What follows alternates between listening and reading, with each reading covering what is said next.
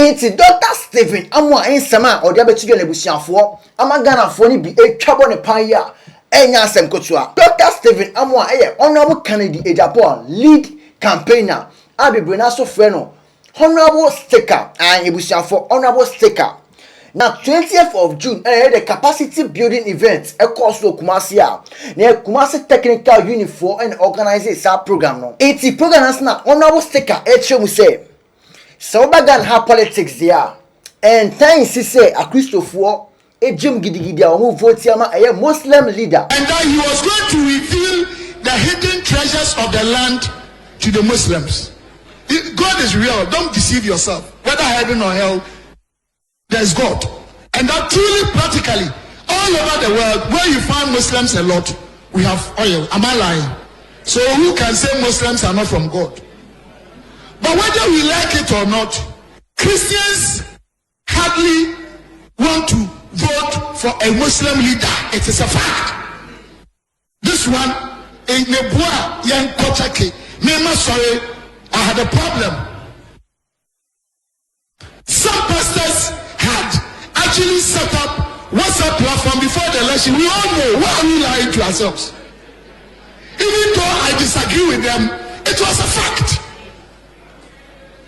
Yes, manka.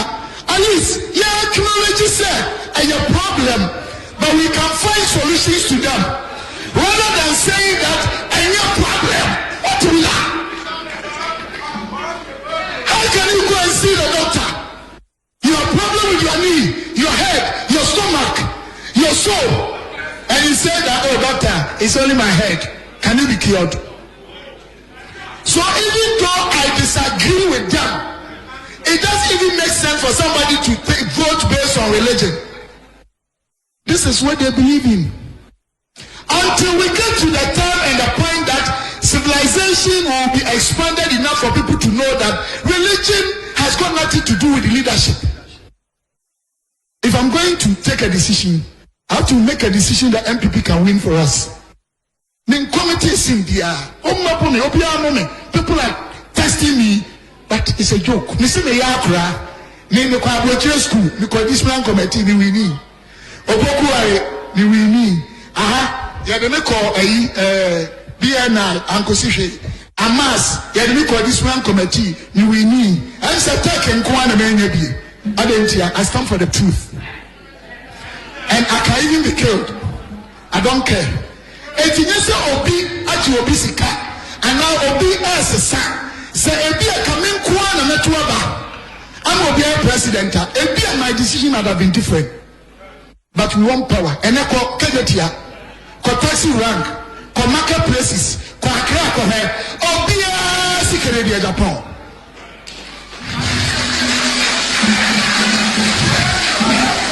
No menkwa, me hoin. Na dia tell say, ebi mo ha. And you overall interest in your pet. Ghana has some of them. Obi or your politics because of more. Obi or your politics because of an unqua. We live in a country that there's too much deception. And the Bible never lied. The Bible said that we are in the world, but we are not of the world. But some of us have seen the truth. Papa, no, that's what I'm talking about. But the people are saying that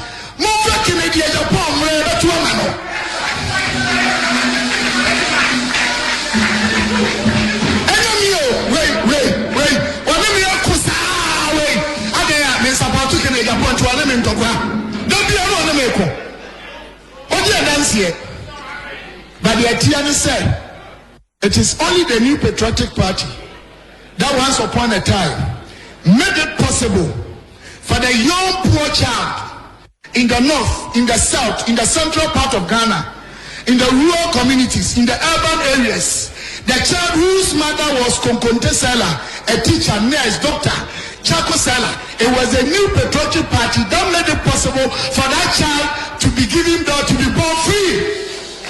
It was the same new patriotic party that made that child possible for the child to have free healthcare, to have education free, to eat free.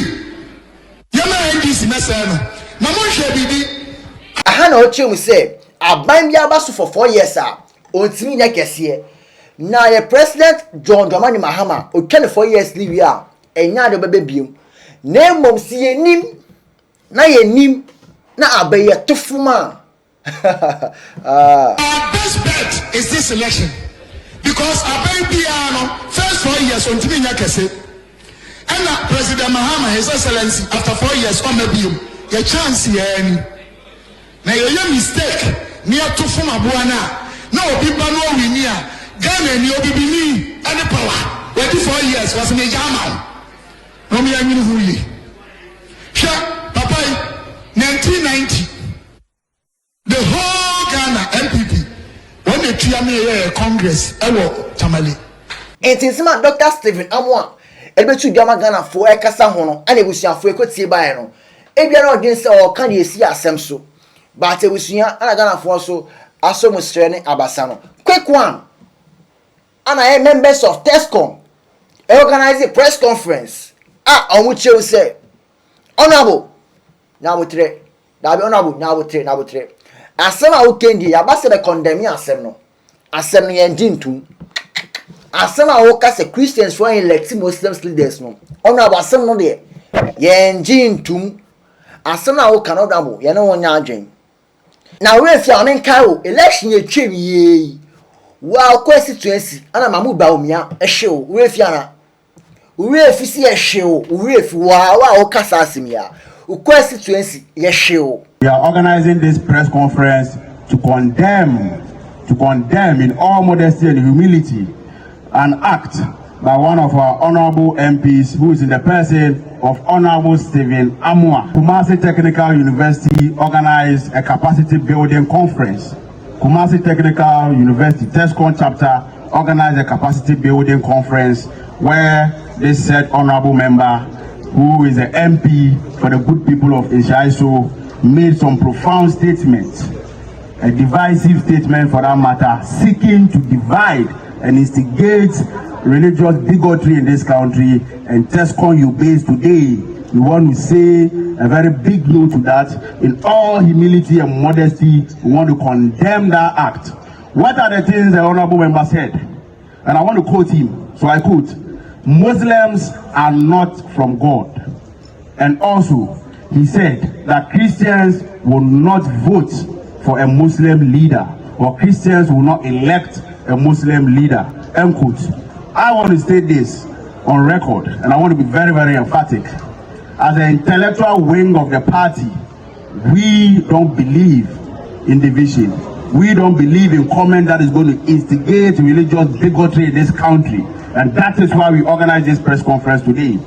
Let me just rebut the Honorable MP, Honorable Thr Amoah, with a factual database. He said Christians will not elect a Muslim as a leader. Let's go to his constituency in the ended elections. The person who said Christians will not elect a Muslim got 35,502 votes at just in the ended 2024 elections.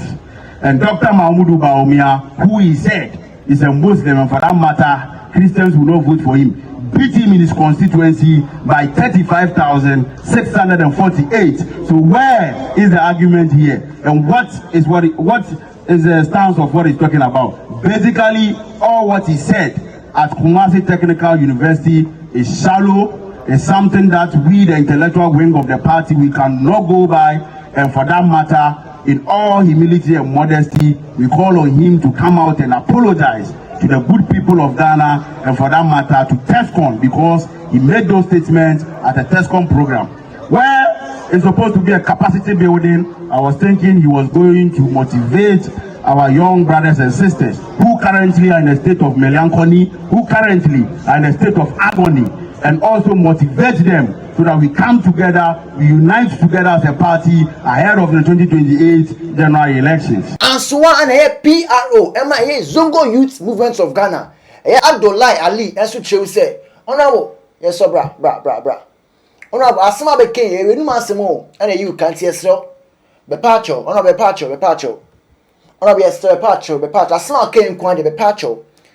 na se wo se wo mpa wa yeso we kire say ye free Zongo. It is very unfortunate you honorable one Dr. Thr Amoah Oka Assembly Katre MP delegates are now to say TESCOM members say Dr. Alhaji Dr. Mahmoud Bawumia wa winning election because of a Muslim into Christian for no omu anya ready omu betu Obama Muslim number be president. This particular statement is a false. It's a false statement and also a dangerous statement because as a Muslim we live together with Christians in Ghana as brothers and sisters. Zongo, most of the Zongo communities, to say Nima, Ayawaso is Accra. Muslims need Christians, omu live peacefully. In fact, to me, say way or a Muslim, and now way or a Christian, because Opia Kasanwa, a Hausa no Muka, that was Zongo community, except maybe on Sunday when Christians head to their churches. So the politicians who are supposed to uphold our democracy begin to promote religious politics. Isn't it that dangerous part that threatens our national unity? It is very unfortunate. It is not even just an ordinary politician who makes that derogatory statement. Where a member of parliament, a former deputy minister in Ghana here, into onya ni pakitwa no ka atemwe and enya yeah as Zongo youth movement yeah share atemno beyond Dr. Mahmoud Bawumia. The message enye Mahmoud Bawumia no ka nyatem is message implying that no matter how brilliant a Muslim's ideas or policies are, Christians will never vote for them to lead Ghana or to hold the highest political office, which is the presidency. We as Muslims, we as youth, Zongo youth movement, we have a strong conviction that that particular statement, a false. And then say Christians, ready say, to Obama, a Muslim. In his statement, a very dangerous, divisive, and the statement is a direct insult to the intelligences and values of we Muslims across Ghana. Intineti krata way to abonti say ombra no mbabe retracti any on apologize. So Osia maybe or a member of parliament or a powerful politician ewo Ghana into on yati, but yes we are better say yes we are free Zongo. Zongo is for peace, Zongo is for unity. But if you want to distract the people of Zongo, yes, we are very distracted. It's Mr. Ali Kasawe yapena program na so. Eya Dr. Thr Amoah. Enso di muaye ebre no ewo program na so ebusiafo. Eya kokro program a ekoso eya Peace FM. Aye na yaw ana e host sa program no. Ana eya nkomodewe ekoso ewo ho. Dr. Thr Amoah echemu say asema me kan they have changed it. They have changed it. Ma tani asena dan asena ebusiafo. Ma dani asem no sana me kan mpo ebusiafo. Anka me ka say it will be hardly for Christians to vote for Muslims cry. Anka ne boni and is saying. Mimia ensam na Ali ekano. Minyi ni sa Ali na watie tape no. Edin tape na oma kra nkrofo krombeso omu di boni keti ntokwa no. Oma edete no Ali ontie bi. Into when you betray. What you say? Ali, we are on for the number. And mammy, Namin family, dear man. Namin send the tape to the man. Some send him a tape to me, money. We are Ali on for Bible and our Quran because if we are singing a book, can see me, you know, a here a free and coupon a Quran Bible. Or here, the enemy, no so Quran, still am I a bonnet, never patch or never patch. Mr. Trent, I'm a car, I tough and in I know come EDF, Roma, dear, my send him a piece of no moment, so many time. Oh, we was my abonia because look, former members of parliament, any present member of parliament, any doctors in it, they criticize me to say they are leaving. Me send them a home, and not pay your back, and not pay yours. Oh, no, I'm very sorry. That's why you didn't spoke well of Islam. All that I said was say Ghana ebinom enim se Islam krampo no sabi a Bible no can say good about Islam na enkramofo at omo panyi anase omo ye Ishmael asefo Ishmael the papa ni Abraham a Christopher omo ye Isaac asefo Isaac the papa ni Abraham. So even the Bible talks so well about Muslims because time Nyankopon ka say Ishmael ne maame because of Efien talk rivalry oyi o ma fifi ono oketro me say obema o ma se adore te say empoano anya. Now, God was going to reveal the hidden treasures of the land to them. And to her, the idea and come afford to we are seeing now. Don't want to find one sikawo. And the obikachu say Islam. And yet, so they say, Yanya Christopher Bika. And you no credit. Name we are there. There's always a struggle of dominance between Islam and Christianity. From even over 100,000 years ago up to now. Now, some people vote, some Christians, I use the word, will hardly want to vote for Islam leader, and I'm sorry, Muslim leader, and vice versa. That is Muslim, so, and this is a fact. Okay, but let me handle this before Pacho. But I disagree with them. I even went to the extent of saying, so woman would vote on religion. It's even nonsense. And he said that. Okay. It's in my tape. And I said that. But it's a problem. Hello, Doc. Here. Hello, Doc. If we want to solve it, we need to acknowledge and find solutions to it rather than sweeping it under the carpet and behaving that it's not a problem. Boss, in summary, before God I said, I will send the video to you. You can play. That is what I said. Okay. So if Ali thinks this is a problem, I don't care. I'm nothing. Who am I not to apologize? But having said, even if they didn't change the story, it's a lie. Okay. So, can say some Christians will hardly want to vote for a Muslim. Yes, sir. Will hardly want, even they've taken away the sum. But even if I said that Christians will hardly want to vote for a Muslim, but is it not true? It's a Muslim to the Yana Common Conana to say, yeah, Dr. Stephen Amoah, as some of Kanye.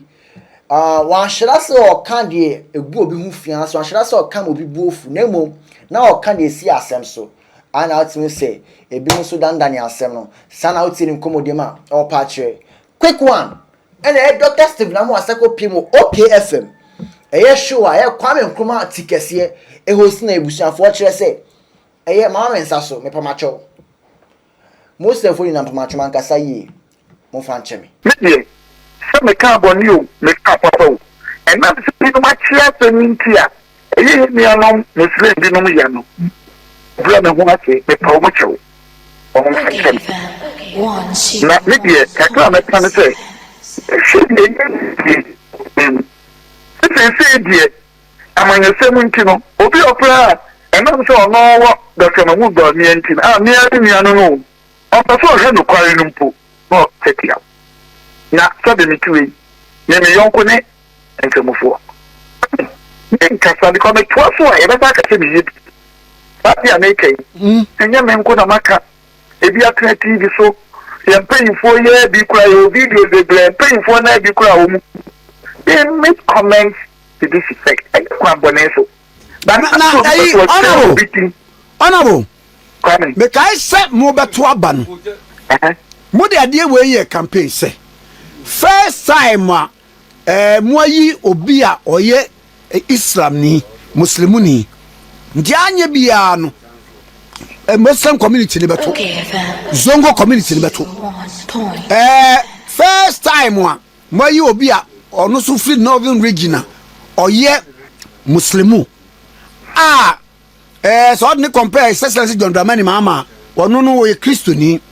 It is say Sabreno 2024 elections na ebano mo de sa religion factor no ayadwuma Kwame what dey no can me so ani ana da bi ni asa adabi asoma to me so me dey me so me tachew kra no pam no me tachew na obi odi no kware kan Bible kan ko Bible ni Quran ni na efi Nyankopon I believe strongly in that. And that is why me mama condemn woman or who team yes no.